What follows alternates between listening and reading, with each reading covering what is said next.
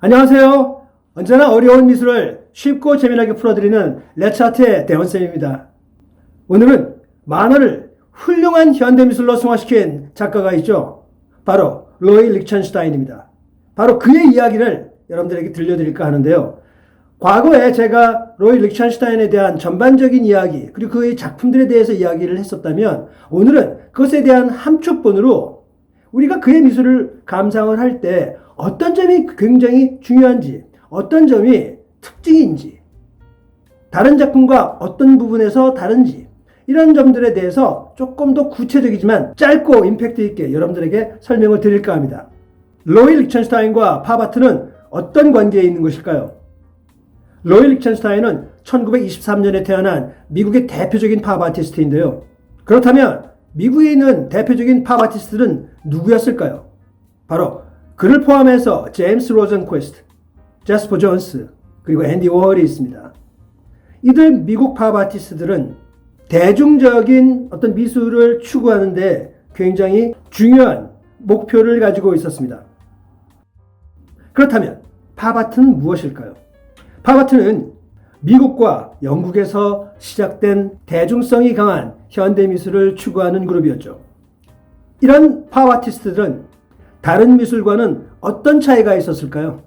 기존에 어렵고 고급스럽게만 여겨지던 현대미술이 아닌 좀 더 대중적으로 쉽게 접근할 수 있는 그런 미술을 추구했던 것입니다.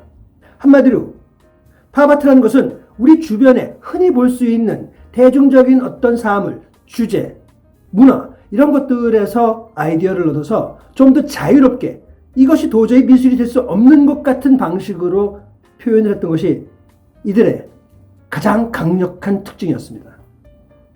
예를 든다면 앤디 워홀의 캔버스 캔, 그리고 가수 이런 사람들의 포스터 같은 그림이 대표적인 사례라고 할 수 있습니다.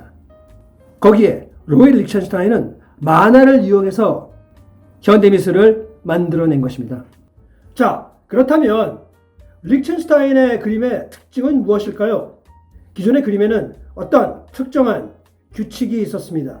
그 규칙은 불문율이었고 대부분의 그림들은 그 규칙을 잘 지켜왔죠. 그런데 특이하게도 로이 리첸슈타인은 그 규칙들을 하나하나 다 깨어버립니다.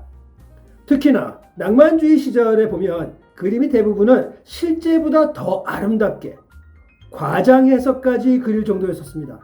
그런데 왜 리첸슈타인은 그런 규칙들을 다 깨어버렸을까요? 그리고 일부러 아름답지 않은 것 같은, 사실적이지 않은 것 같은 그림으로 표현을 했을까요? 그것이 바로 로이 리첸슈타인이 깨달은 현대미술에서의 대중성 그리고 대중화에 어떤 것들이 어필을 할 수 있는지, 눈속임이 아닌 그런 그림은 진정하게 어떤 것이 있는지를 본인 스스로 깨달았다고 할 수 있습니다. 그러면 이제 로이 리첸슈타인의 그림의 특징들, 어떤 특징이 있는지, 어떤 차별화가 있는지 여러분들에게 소개를 할까 합니다. 첫 번째는 그의 그림은 만화와 같습니다. 만화와 같은 게 아니라 거의 만화입니다. 물론 그는 그의 그림을 만화라고 이야기하지 않습니다. 만화를 모사했다. 인정하지 않습니다. 매우 만화 그 한 커트를 보는 것 같습니다. 그리고 심지어는 어떤 부분에서는 그 그림이 실제로 그 장면에서처럼 움직이는 것 같습니다.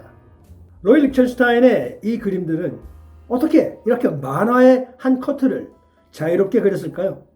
그것이 로이 리첸슈타인이 갖고 있는 그런 그의 그림의 첫 번째 특징이 되겠습니다. 지금 여기 보시는 이 그림에서 보면 All American Man of War라는 이 만화책에서 동기부여가 됐다고 하는데요. 장면 하나하나가 마치 이야기를 들려주듯 영화를 보는 듯한 이런 장면에서 가장 인상 깊은 어떤 한 장면에서 영감을 가지고 옵니다. 그리고 거기서 벌어지는 어떤 의성어나 또는 대화가 제목으로까지 어댑테이션이 되는 거죠. 두 번째 특징은 지금 이 그림에서도 보시다시피 아까 말씀드렸죠. 의성어나 또는 말풍선 같은 것들이 그림에 들어갔다는 것은 상상도 하지 못했었죠. 그런데 로이 리첸슈타인은 과감하게도 이런 불문율들을 다 깨어버립니다. 그리고 그 깨어버린 불문율 속에서 자신만의 스토리가 들어갑니다.